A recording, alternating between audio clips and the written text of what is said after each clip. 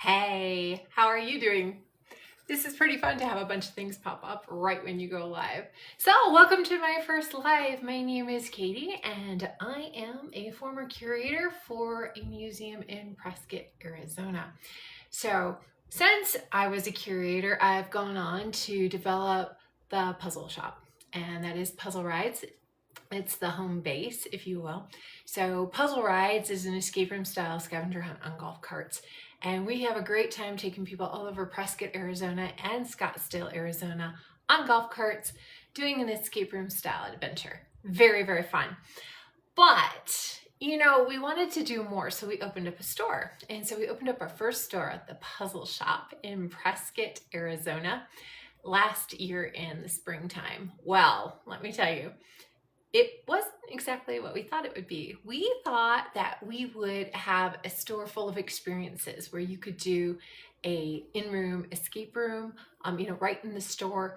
We thought that maybe we would do something like, have puzzles you could do at tables, have interactive experiences, because we keep hearing people want experiences.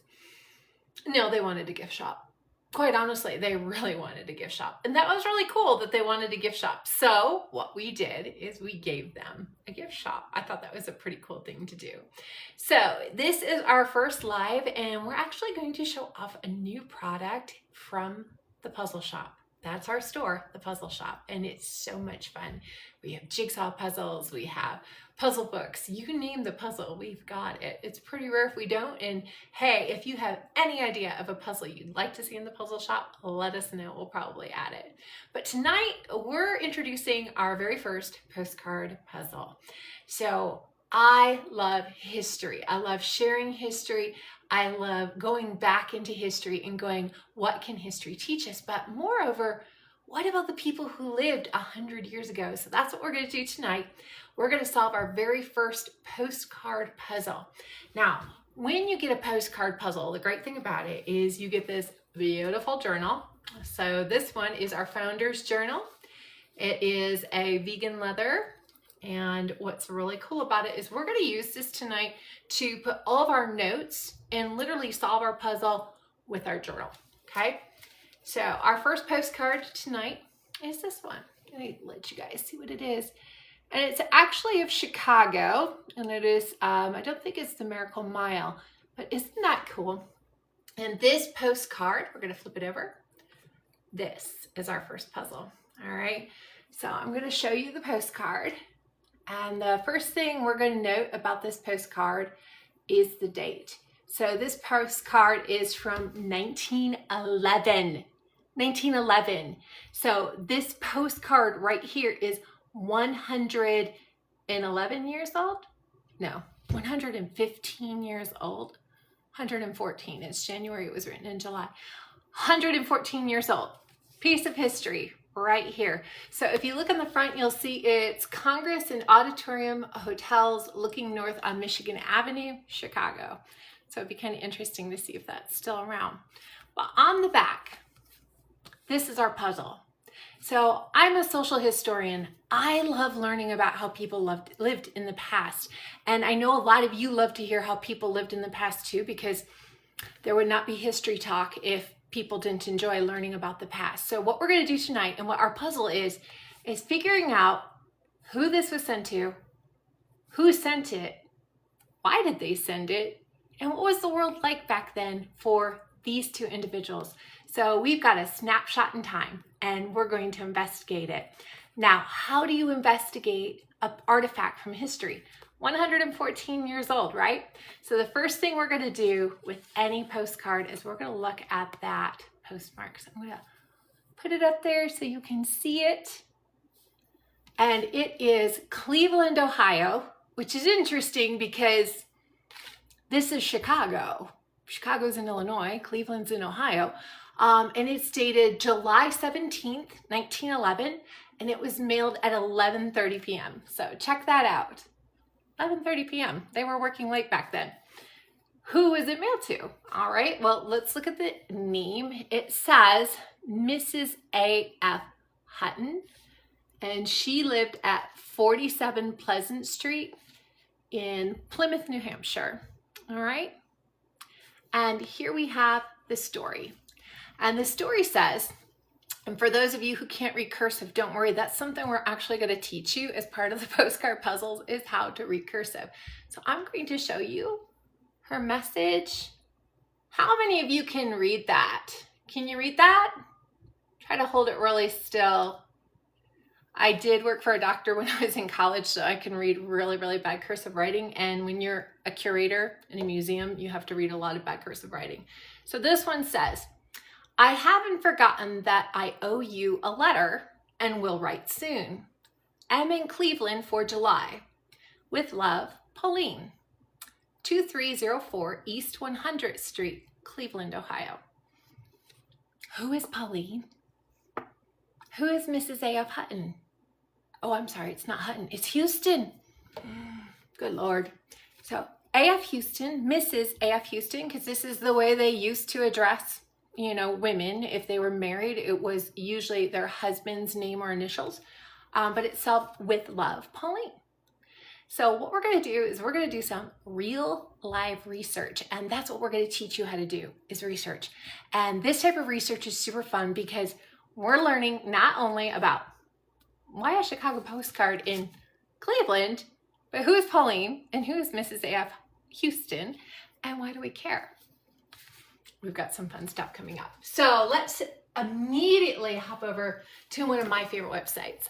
I love Ancestry.com. I think I got an Ancestry.com in 1998. Genealogy has always been my hobby.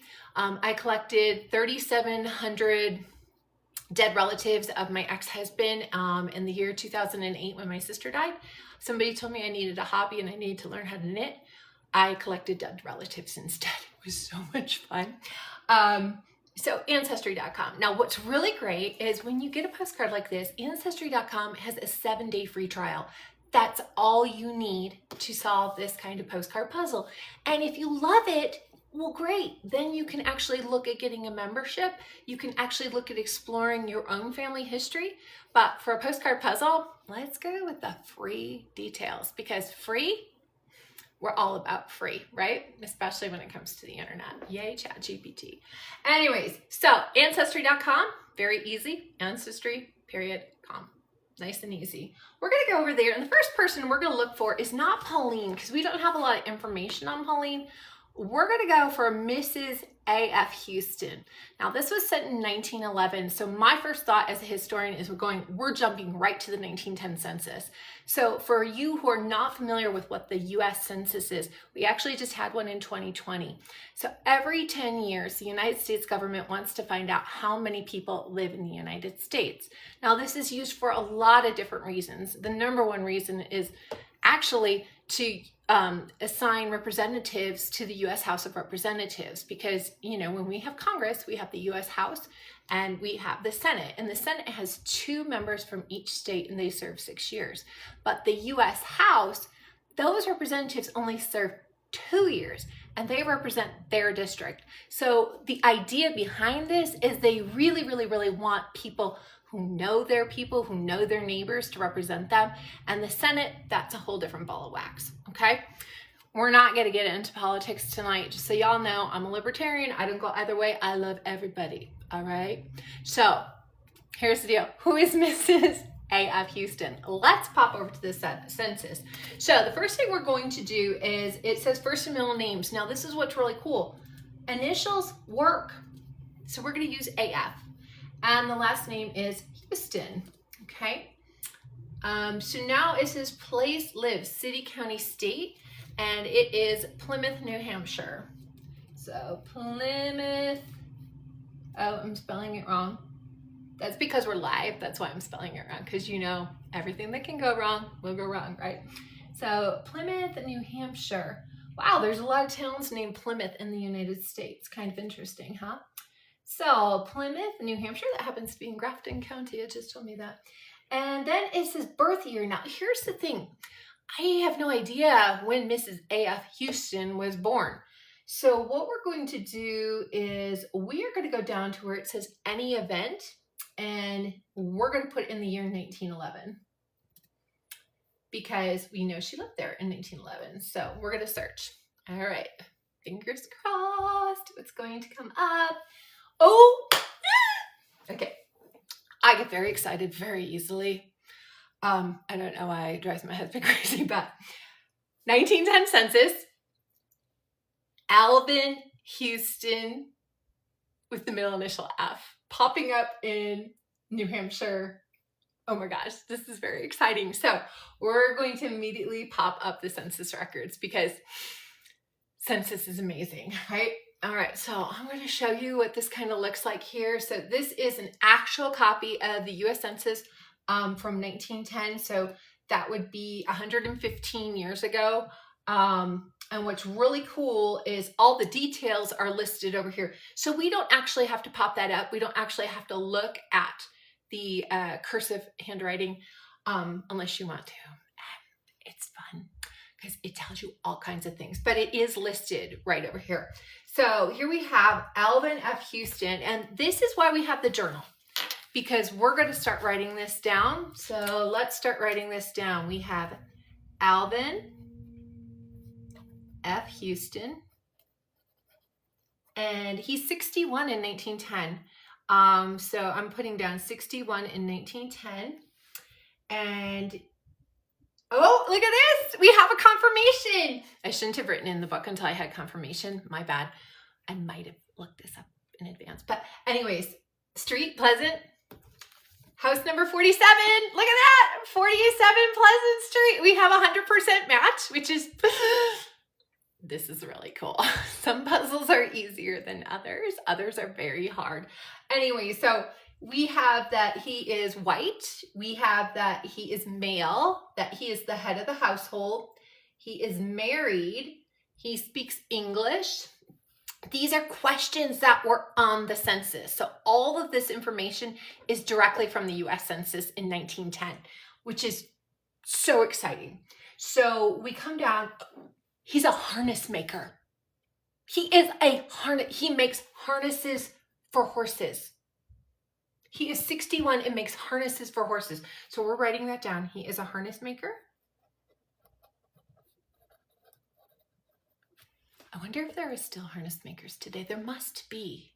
But anyways, harness maker. Oh, this is so cool. He owns his own shop. He owns his own business. It literally says here, he owns his own business. So Alvin, he's an entrepreneur. Look at this. This is so exciting. I'm so excited to meet Alvin. This is so cool. We just went from a random postcard to meeting a harness maker in 1910. Now remember, cars had just started back then. So what did Alvin think about cars? This is something we would love to know, right? Okay, so it says he owns his own home. I would hope so when you're 61. And it says home free or mortgage. He owns it right out. Go, Alvin. Harness making was the thing. He's able to read and he's able to write. Well, I would hope so if he owns his own business. He's been married 35 years. And it says others on the page. Now, this is where it gets exciting, because it tells us who are the members of his household. He's the head of the household, meaning he's the main breadwinner of the household, okay? So here we go. Are we ready? Alvin F. Houston, 61. Leona M. Houston, 60, his wife. Daughter Bernice A. Houston, 16, daughter. And Alice S. Houston, 20, daughter. All right, so on page number 1, we have Alvin. And on page number 2, we're going to write Leona, L-E-O-N-I-A, Leona M. Houston. And she is 60 years old in 1910. So that means she was born in 1850. All right.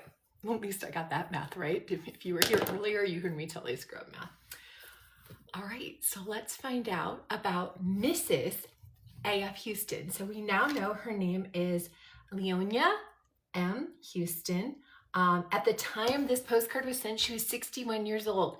And it says, well, it's obviously from Pauline. So it's signed with love. There's no salutation, though. It doesn't say like, dear mom, or hey mom, or, you know, hey Leonia. It doesn't have how she's addressed up here. So immediately I'm a little suspect. I'm like, well, what is the relationship that she didn't write a name up here? So is it her daughter? That's my first thought, is this is a daughter, because it says with love. So you can see what Pauline wrote. She's saying with love. Okay, so that's pretty cool. I like that. So I see that we have a daughter, Bernice, who's 16, and Alice is 20. And Pauline is on the move, because obviously this is Chicago, but she says she's in Cleveland in July. And this was actually written on July 17th. So where is Pauline?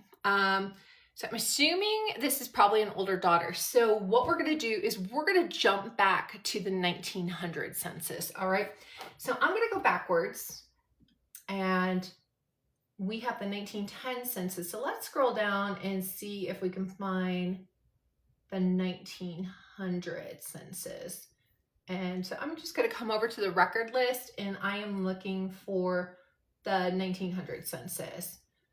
And of course, it's going to make me press 27 buttons because that's the way it is. So we're going to jump to, oh, it's not showing me in 1900s. That's interesting. So, not certain we can find the 1900 census.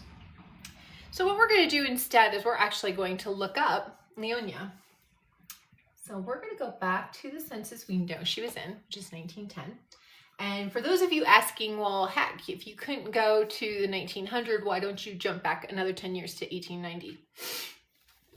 My friends, I'm going to share something with you that is very sad. It has distressed historians for well over 100 years. Now, grab your tissues, because this is a sad story. Every year since 1790, the United States has taken a census, and this is fantastic for those of us who love to research history, those of us who love genealogy, okay? The 1890 census burned down. It was destroyed. I cannot tell you how many genealogy traps I have fallen into because the 1890 census was destroyed. It literally burned down. I guess like 10% of it survived. And I don't know where it was. All I know is it's gone. And I probably should get a t-shirt saying I am upset about two things in history: the destruction of the 1890 census and the library at Alexandretta. But you know, just, yeah, we'll get over that later. Anyways, let's go back and figure out more about Leonia Houston. All right, so we're going to head down and we're going to click on Leonia M. Houston.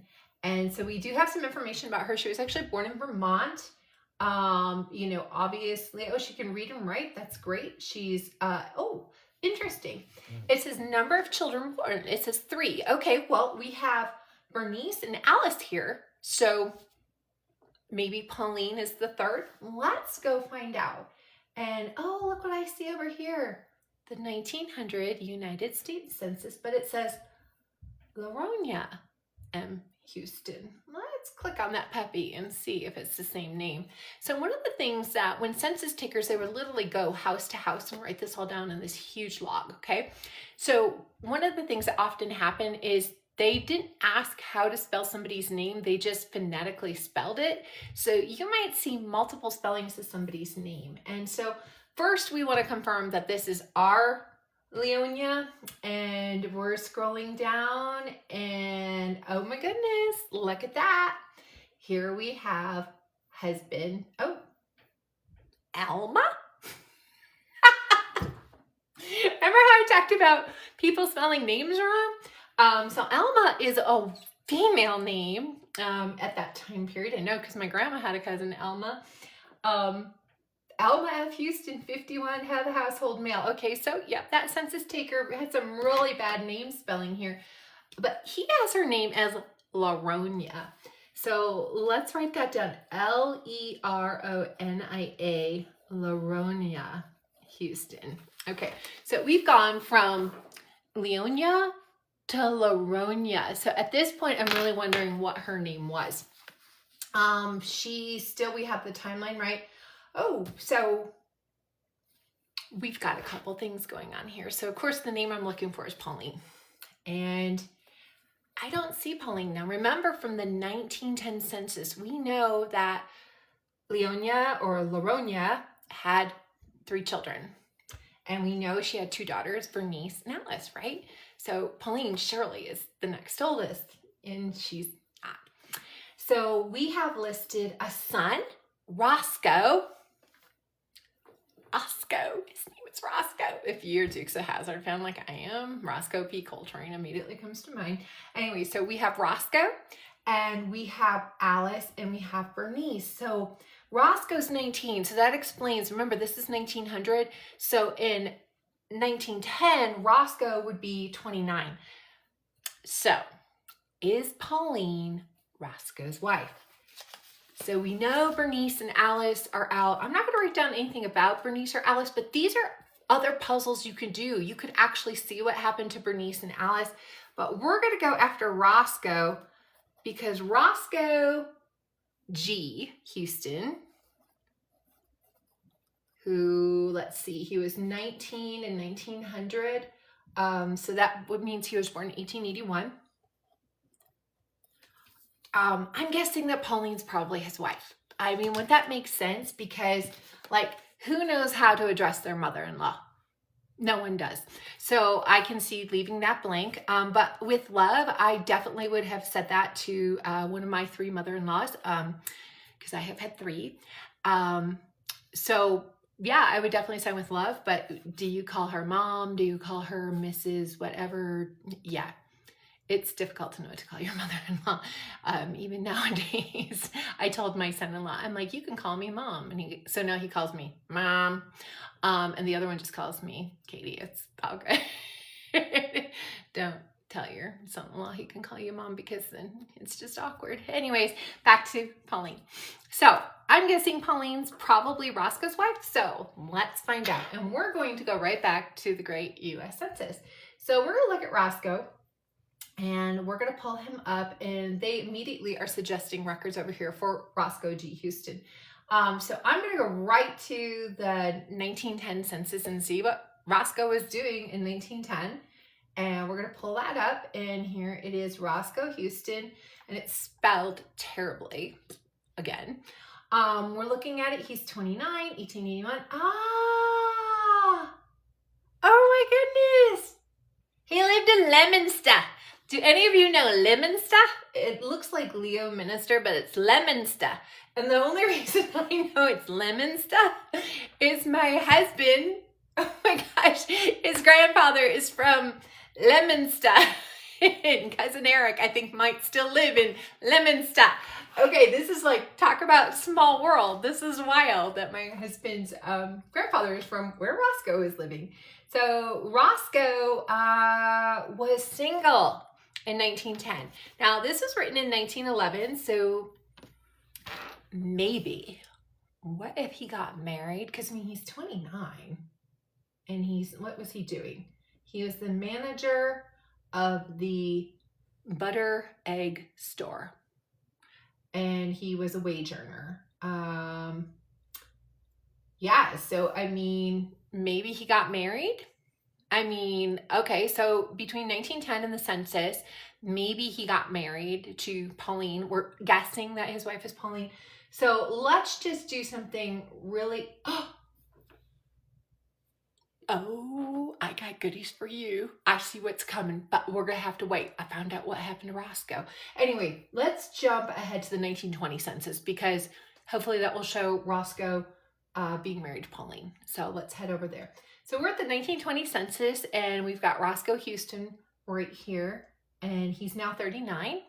We're scrolling down. Oh, okay. Well, this is a disappointing dead end. Roscoe is married to Georgia Houston. Georgia. Okay, so Georgia Houston. It's a little bit of a roadblock. Okay, but it is 10 years later. This is in 1920.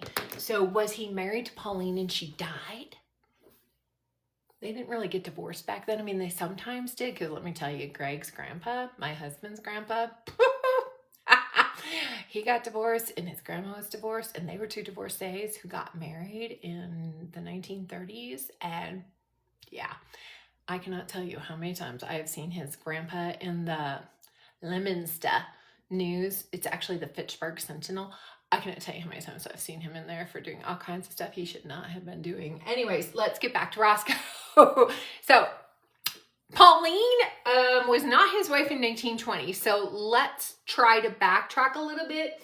And so what we're going to look for is let's look for some current events, because I'm not seeing a marriage certificate, because that is something that will come up, is a marriage certificate. The other thing, oh, this will work for us. We're going to look at the World War I draft registration. So let's talk about that in a little bit. The World War I draft registration. So the United States did not enter World War I until 1917. It started in 1914 with the assassination of Franz Ferdinand on August 1st, which happens to be the Queen Mother's birthday in England. Just random fact. Anyways, she was 14 that day. So World War II, they had every eligible man of eligible age go register for the draft. It didn't mean that they were going to have to serve, but they were required to register. So this is in 1917. So Roscoe, let's actually take fudge. Showing his wife is Georgia again. And it's Georgia C. Houston, so it's not like it's Georgia P. or something like that. And it's saying Georgia C. But since we're here, let's check in and see what Roscoe is doing. All right, so Roscoe Grant Houston, he lived in Medford, Massachusetts. He was born January 8th, 1881. Hello, that was last week. Happy birthday, Roscoe. Yay. Roscoe's birthday was last week. Anyway, he was an automobile salesman. He sold Cadillacs. Okay, that's really cool. He had brown hair and he had brown eyes and black hair. So let's picture Roscoe Grant Houston, shall we? He was an automobile salesman in 1917 when automobiles first came out. Talk about ground floor, right? And he is, does it say how tall he is? Oh, he's tall. So it says height. It says tall, medium, or short. It doesn't even ask. It just says tall, medium, short. He is tall and his build is medium. The other choices are slender or stout. I don't know if they were sending stout soldiers overseas. So, well, we've learned a little bit about Roscoe, but it does look like Georgia is his wife and not Pauline. Yeah, that's kind of sad. So I'm really disappointed to see that. Really disappointed. But you know, I'm seeing something else over here, and I think it's kind of cool. So one of the great things about Ancestry.com is it has a U.S. Find a Grave Index. So you can actually look up the cemeteries of the graves of people who died. And I'm seeing something really, really interesting here. Our boy Roscoe, who was a car salesman in 1917, when he died in 1938, he was a doctor. So how cool is that? The harness maker's son, who was one of the first car salesmen in the country, goes on to become a doctor. Dr. Roscoe Grant Houston. And his spouse was Georgia Crocker Sleeper Houston Richardson. I want to know more about Georgia. Georgia Crocker Sleeper Houston Richardson. Okay, so Crocker would have been probably her maiden name. And then, of course, we know she was married to Roscoe, but apparently she was also married to some guy named Sleeper, and she was also married to some guy named Richardson. Are you seeing what fun this is? This is all from one postcard sent by Pauline to A.F. Houston. And suddenly we are weaving a story of people who lived 100 years ago. And Roscoe died in 1938. Forgive my mouth. It is not good going backwards. So 1938. So over 80 years ago he died. But my gosh, look at his story. He was selling butter and eggs, and then he's selling Cadillacs, and he dies a doctor. How did this happen? And his dad was a harness maker. It's so much fun. All right, so the trail on Roscoe being Pauline's looks to be pretty thin. We're just gonna do one more little look over here, and we're going to look at the city directories. So the city directories, I don't know how many of you remember white pages, or if you remember the telephone book. They don't really have them as much anymore. They've really kind of died, but back in the day, they were really interesting because they actually told you more about them than they do nowadays. Well, than they did when I was a child in the 70s and 80s. So what they did is they actually told you who they were, where they lived, family members. So we're getting into the Houstons. Okay, so there's Roscoe. And he's married to Georgia, and he's a clerk. And that was in 1920. So I bet he was clerking for, well, I don't know what he was doing. How would he be a clerk in 1920? I'm giving up on Roscoe. The only other thing we could possibly do is to look into the marriage records. And I'm not seeing any listed over here, but there's a story. Okay, so one of the best things that can possibly happen when you're on Ancestry.com is a newspaper article comes up, because then you need to learn about it. So let's find out what happened to Roscoe here. So I am flipping over to newspapers.com, which is part of Ancestry.com. And well, let's see here. We have some juicy details. Boston Elevated sued for damages. Yeah. Boston Elevated. So I'm assuming they mean the elevated railroad. Attorneys Walsh and Walsh have entered suits in the Suffolk County Superior Court at Boston for Vincent H. Small and Roscoe G. Houston of Leominster against the Boston Elevated Railway to recover for injuries received and damage to an automobile received near West Newton Street in Boston on the day of the Harvard-Dartmouth football game at Cambridge in 1910. Oh, well, this is interesting. The plaintiffs alleged that while they were operating and riding in an automobile in 1910, they had an automobile in 1910. This is rare stuff, okay? And exercising ordinary care, one of the defendants' electric streetcars bumped into them, damaging the auto and injuring both defendants. The addendum in each case, addendum, I don't think I said that right, is $2,000, and the writs were returnable the first Monday in April. Okay, so Roscoe had a car in 1910, and he enjoyed football. Are men that different? I mean, hello. This was in 1910, and he enjoyed football, and he had a car as soon as they were available. I rest my case. They just never change. All right, so we're going to kind of give up on Roscoe here, so we need to go back over to Mrs. A.F. Houston again. And see what more we can find out about her, and see if there's anything. Now, I did notice something I didn't say a little bit earlier, and that was that I did notice that they had borders. And so was Pauline a border of Mrs. A.F. Houston? I'm kind of thinking that might be the case, is that she was a border. Now, we know she wasn't in 1910, and perhaps she did get married. So it's kind of difficult to look up just Pauline, but let's do that. And we're just going to put in Pauline. And now here's the hard thing. We don't have a last name. So this is going to bring up every Pauline in 1911 in Plymouth, New Hampshire. Let's see if we have any hits. Okay, so in 1910, here we have a Pauline Dorian who was 16, and she lived on Highland Street, and she was a lodger. Okay, so Pauline Dorian. This is a potential match. Now, I shouldn't be writing this in Sharpie because we don't know if it's her or not. So let's grab a pencil, but do you honestly think, oh, yeah, I do. I have a pencil. I thought I was not prepared, but I was. This is what happens when you work from your desk, right? Okay, so we're gonna write down Pauline, and it's Doiron,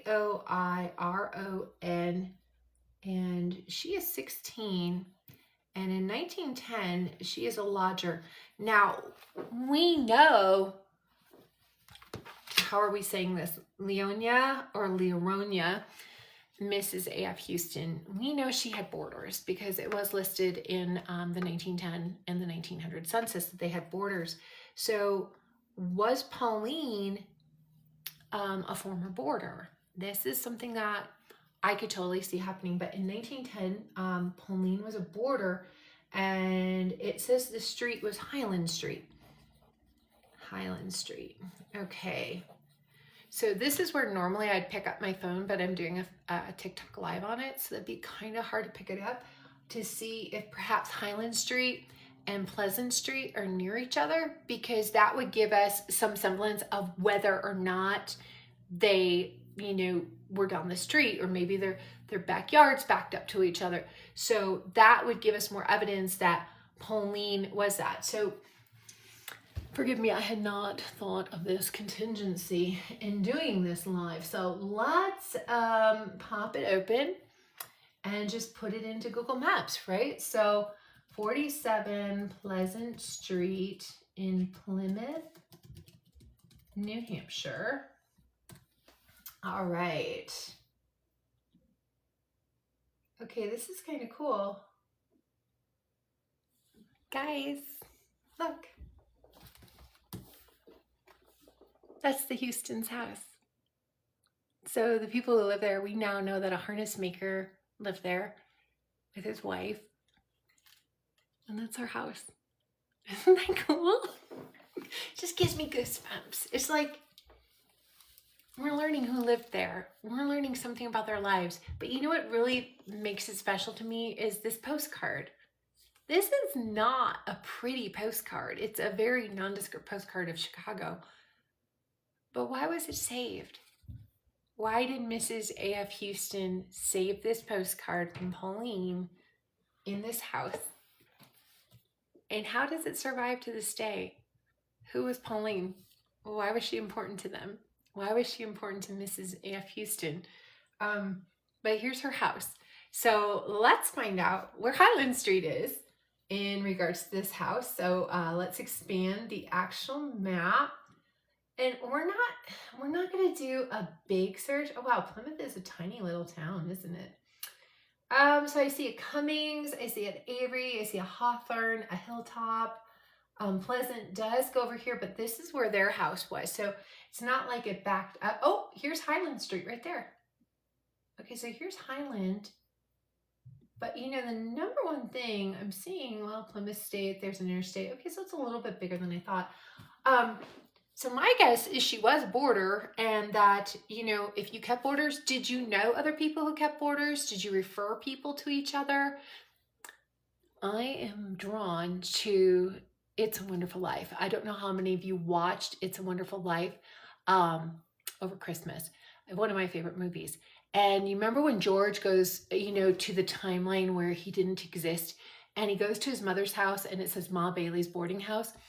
And he's like, you know me. And she's like, I don't know you. I only take in people who have been referred to me, people I know. I don't take in strangers. Did we just learn something? Did Mrs. A.F. Houston, Leonia, did she know Pauline's, the woman who she boarded with? Were they friends? Did they walk? It's not that far. I mean, it's like 2 blocks. Did they talk to each other? Did they walk to the downtown area? Because here's Main Street Station. Did they walk? Did they meet? Was it like Little House on the Prairie, and they went to Olson's Dry Goods and they'd meet up and chat about their boarders? I don't know. This is fascinating. Who is Pauline? Let's keep going down this path. Let's see what we can find out. Okay, so Pauline Dorian in 10 is 16. So that would make her 17 when she wrote this. So, you know, why isn't she in Cleveland for July? So she was with the Chase family. So let's write this down. She was with Ezra Chase family. And what did they do? Oh, he's a physician. Okay, so were they traveling? Did they leave New Hampshire in the summer? It would make more sense to leave New Hampshire in the winter. But he was a physician. They had a son who was 16, Bernard. Margaret was his wife. Let's see if they list her as doing any occupation. They don't. It still means she probably kept the books. Let's just be honest. A physician's wife always kept the books, but they just didn't record it. So yeah, Pauline Dorian, she's a lodger. So we're Margaret, and forgive me, how are we going to pronounce this? I think this is the hardest thing. Is it Leonia or Laronia Houston? Were they friends? Oh, they're close enough in age. So 49 and 60. Yeah, 11 years difference. But once you hit our age, I'm in my 50s. Doesn't matter how old you are. If we're within 10 years, one way or the other, we're friends. So maybe, or maybe Pauline used to board with the Houstons and now is boarding with the Chases. Shall we chase the Chases? I think we should chase the Chases. Let's chase the Chases, shall we? So Ezra, let's see. What can we find out about Ezra? I'm looking to see if we have any, you know, stories about him like we did with Roscoe. And I'm really curious because I'm like, we know Roscoe became a doctor and Ezra's a doctor. So did Ezra finally get his hands on Roscoe and say, look, you need to become a doctor? You know, I don't know. This is really interesting. I am, we have an obituary. Let's see if he was a traveling doctor, because maybe he was traveling and he was in Chicago in June and then he was in Cleveland in July. These are the story trails we get to go down. We get to find out about life. Were there traveling doctors in that time? I don't know. I'm assuming they travel. Maybe he went to a conference. Oh, this is interesting. Here is the picture right here. And let's see. Oh, this has nothing to do with Dr. Ezra. This has to do with his daughter. So this is actually his daughter, May. She died. So it has nothing to do with him. And we're not interested in too wild of a goose chase. A little Ezra chase we're going to go for. Did you see what I did there? Anyway, so let's see. Do we have anything else?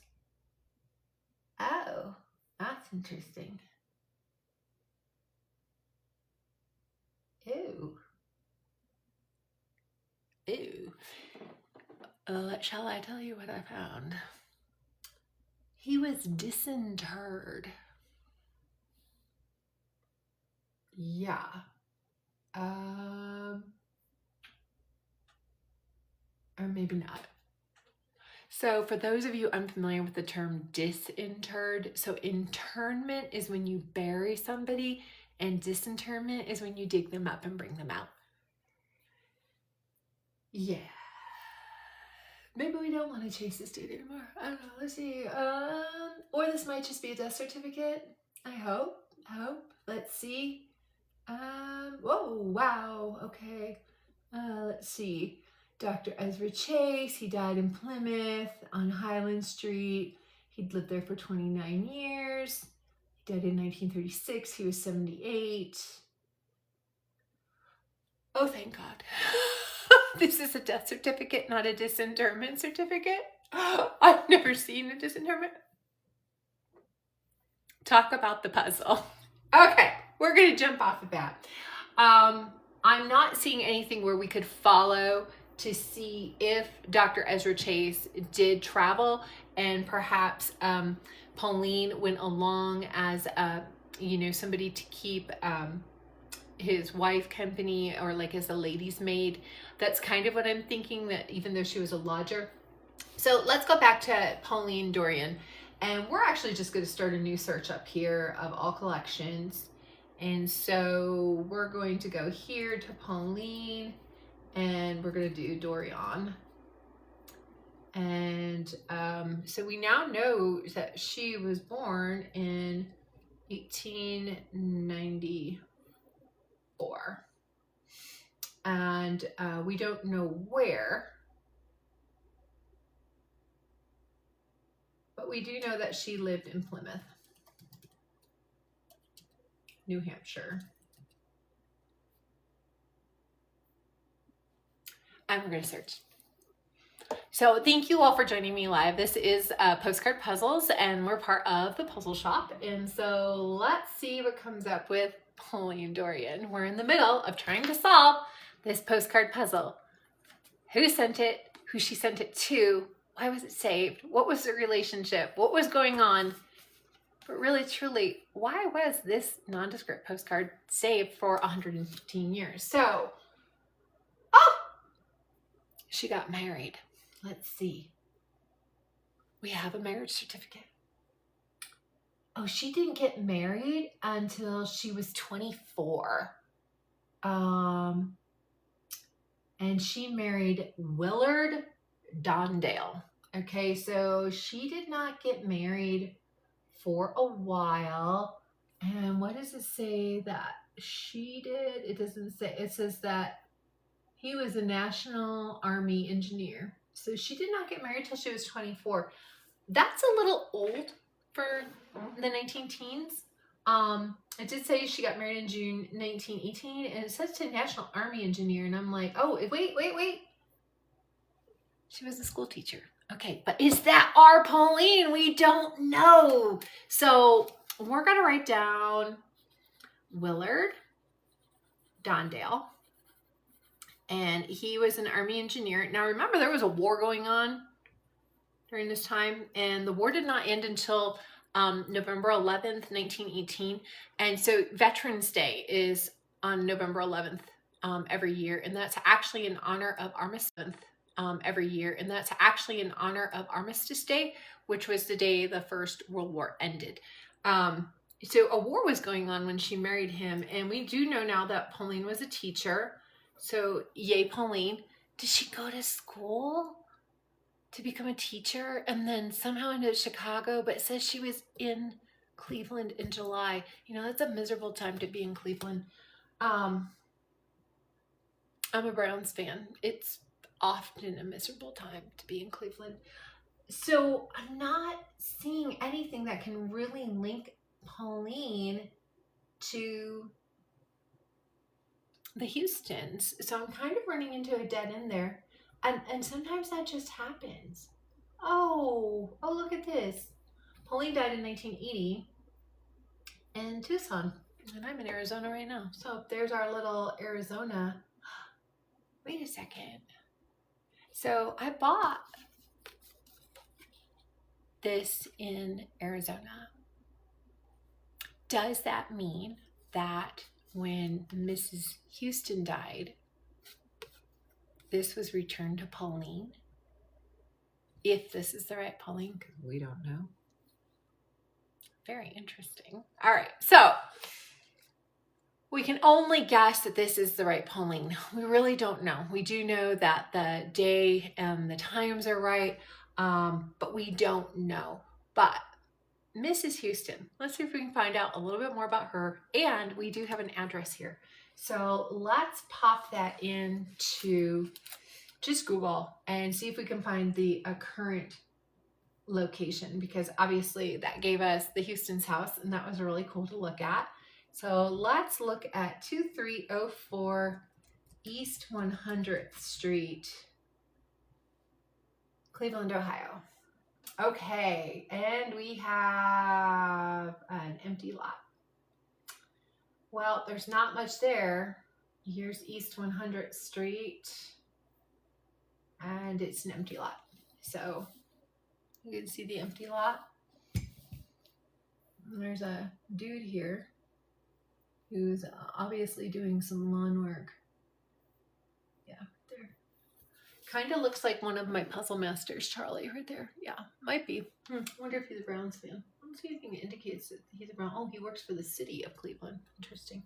Anyways, so kind of a dead end with Pauline, but that's okay because not every puzzle gets to be solved. So what can we solve from this postcard? Well, we know who it was sent to and her name. Because it's spelled wrong in a couple of places, let's try to find out the right spelling of her name. So we have Leonia and we have Laronia Houston. So let's pop back over to Ancestry.com. And we are going to go back to, so let's put in Leonia, and we're not going to do an exact match because we've seen it spelled a couple different ways. Now, here's the cool thing. We know she was born in 1850. So we're going to enter 1850, and let's see what comes up. Okay, so there's Leonia Houston. So let's view the records. Now that was giving me an exact match on her name. Friends, we have her real name. It's Livonia. Let's write that down, shall we? Livonia. And how do I know that so quickly? Well, here's the cool thing. Do you remember old Roscoe? Roscoe G. Houston, who became a doctor after being one of the first Cadillac salesmen in America? His middle name was Grant. Okay, and I saw that, and it wasn't something I thought to say. But here we have in Vermont, and remember we knew she was born in Vermont, Livonia Grant. Okay, and right above that we have her grave, Livonia Martha Houston. And remember, we know her middle initial is M. So here we have a match with Livonia. Let's see what we have. So here is her grave, LMH, Livonia Martha Houston. Her maiden name was Grant. She was born in Windsor, Vermont on the 26th of June in 1849. She died on the 11th of July, 1933. She was married to Alvin Ford Houston. Guess what? We just figured out what that F stands for. Her children were Roscoe Grant Houston, Alice S. Houston, and Bernice A. Calvert. Oh, and it says there's a memorial. So, would you all like to meet Livonia?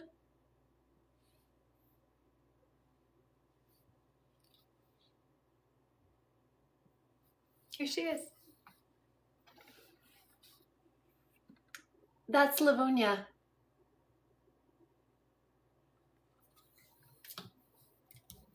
That's the woman who saved this card from Pauline and put it away in a safe place because it meant something to her. And it has survived for 114 years. So we might not have a definitive on who Pauline is, and we could keep researching that, and we can have a lot of fun with that.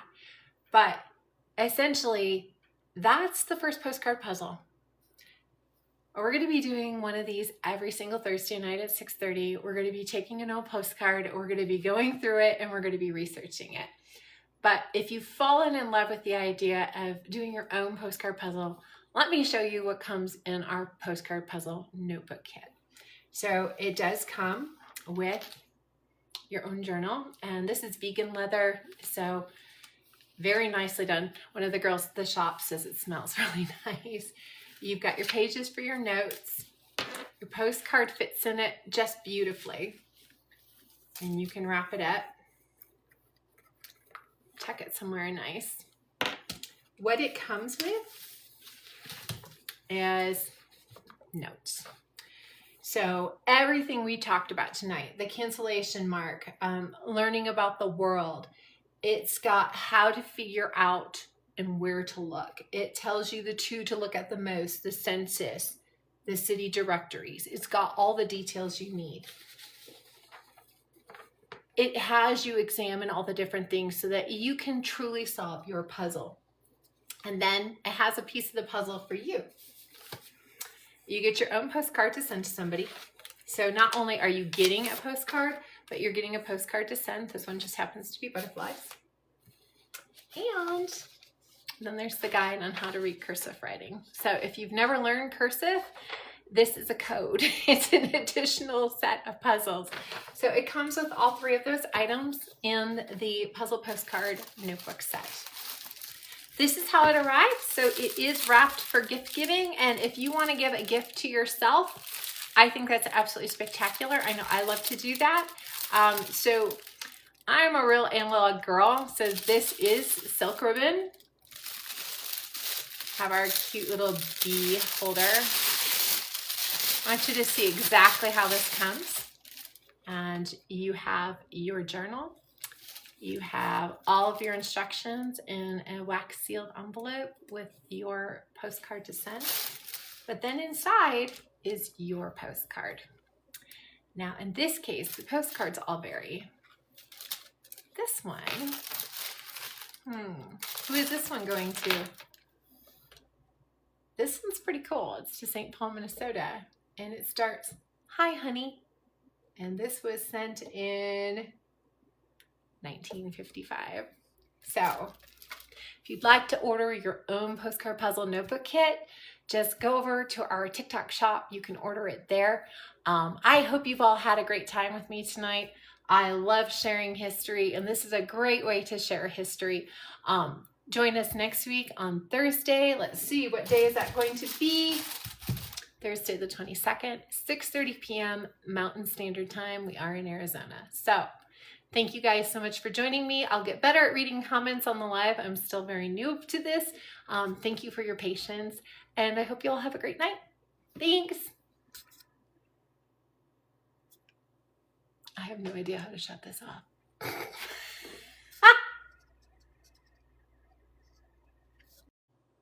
I have no idea how to shut this off.